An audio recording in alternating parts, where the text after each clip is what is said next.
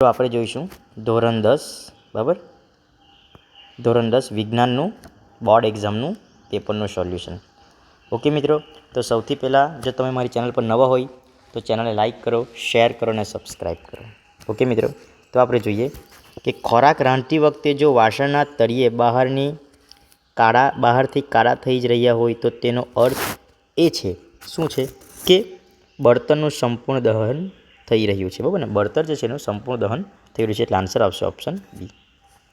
આગળ જોઈએ કે પ્રશ્ન નંબર 2માં નીચે પૈકી કયો ઘ્રાણેન્દ્રિય સૂચક છે? મિત્રો સૂચક એટલે ઓપ્શન આવશે વેનીલા. બરાબર ને, સૂચક એટલે આપણે લખી દેવાનું વેનીલા.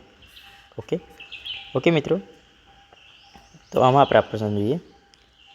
આ જે એક બરાબર ને, આનો જે આન્સર છે તો તમને આમાં અને આમાં તકલીફ થતી હશે તો તમને ચોક્કસપણે તમે મને કહો કે કયો આન્સર રાઈટ છે. બરાબર ને, ઓકે. મનુષ્યમાં ફેફસા એ ખાલી જગ્યા સાથે સંકળાયેલા તંત્રોનો ભાગ છે. તો મિત્રો એમાં આવશે શ્વસન સાથે સંકળાયેલા તંત્રોનો ભાગ છે. આગળ જોઈએ કે મોટી ઉંમરની વ્યક્તિની આંખોનો સ્ફટિકમ લેન્સ દૂધિયો અને વાળ છાયા બની જાય છે. આ પ્રકારની પરિસ્થિતિને ખાલી જગ્યા કહે છે. તો મિત્રો શું કહેવાય? મોતિયો કહેવાય. એને કહેવાય મોતિયો.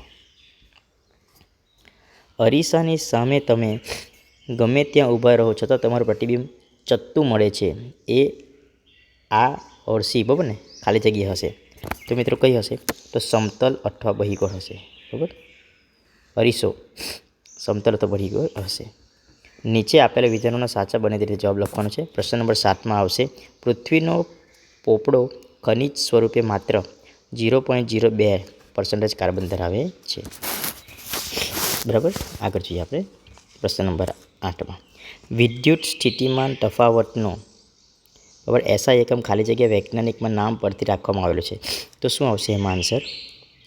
બરાબર, આપણે જોઈ લઈએ તો એલેસાઇન્ડ્રો વોલ્ટા.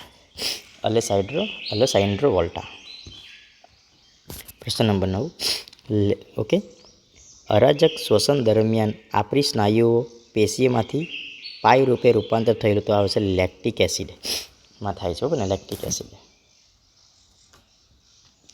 ખાલી જગ્યા પ્રાણી પોતાનું લિંગ બદલી શકે તો સ્નેઇલ પ્રાણી પોતાનું લિંગ બદલી શકે. મિત્રો ઓકે, કેટલું અજબ જેવી વાત લાગે. બરાબર ને આપણને. પ્રશ્ન નંબર 11 લેન્સનું સૂત્ર કયું છે મિત્રો? તો A/1/V - 1/U બરાબર 1/F. ઓકે, સિન્નાબારનું રાસાયણિક સૂત્ર કયું છે મિત્રો? સિન્નાબાર તો HgS આવશે. ઓકે, ખરા જોઈ લઈએ. શોલ્ડર એ શીશુ અને ટીનનું મિશ્ર ધાતુ છે. તો મિત્રો સાચું છે. જે બાળકને પોતાના પિતા તરફથી વય રંગસૂત્રો વારસામાં પ્રાપ્ત થશે તે છોકરી બનશે. તો મિત્રો એ ખોટું છે. બરાબર, તારાઓના પ્રકાશનું વાતાવરણીય વક્રીભવન થવાથી તારાઓ ટમટમાટા લાગે છે. તો ખરું છે. બરાબર, પછી જોઈએ જ્યારે એસિડના દ્રાવણને મંદ કરવામાં આવે ત્યારે હાઇડ્રોનિયમ આયનો H3O2 ની સાંદ્રતા વધારો થાય છે. તો મિત્ર આન્સર જવાબ ખોટો છે. બરાબર, ઓકે. માનવ શરીરમાં કયો અંતસ્રાવ બનાવવા માટે આયોડિન જરૂરી છે? તો મિત્રો આપણને ખબર છે જ્યારે પણ આયોડિન બરાબર ને તો એમાં થાઇરોક્સાઇન આવશે. શું આવશે મિત્રો?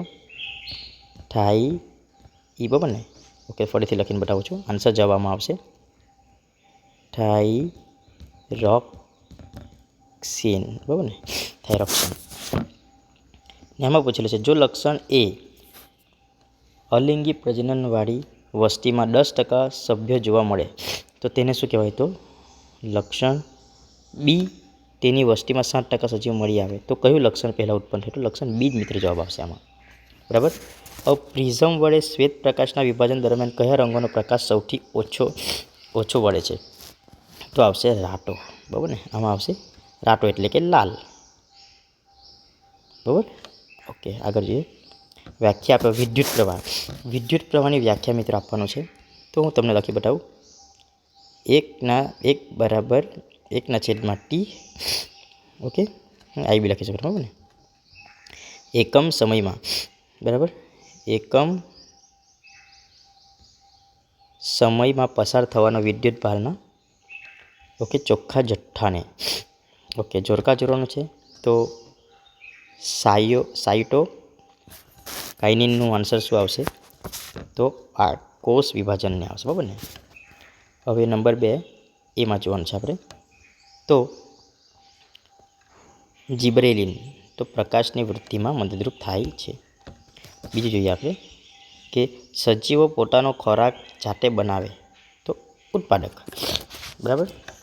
જે સજીવો વનસ્પતિઓને ખોરાક તરીકે લે તો તૃણાહારી. ઓકે મિત્રો, તો આ બધા જે સવાલના જવાબ છે. ઓકે મિત્રો, તો મિત્રો તમને ઘણીવાર આ થતું હશે કે આ શું છે, તો ફક્ત દ્રષ્ટિહીન વિદ્યાર્થીઓ માટેનો આ સવાલ રહેશે, બરાબર ને, નીચેનો. ઓકે મિત્રો, આ બીજાનો જે છે એ 2 માર્ક્સનો છે, તે તમે લખી શકો. ઓકે મિત્રો, ને આવા જ પ્રકારનું જે સોલ્યુશન તમને મારી ચેનલ પરથી મળતું રહેશે. તેના માટે થેન્ક યુ ફ્રેન્ડ્સ. અને બીજા બધા વિડીયો માટે ચેનલને લાઇક કરો, શેર કરો, સબસ્ક્રાઈબ કરો. Thank you friends.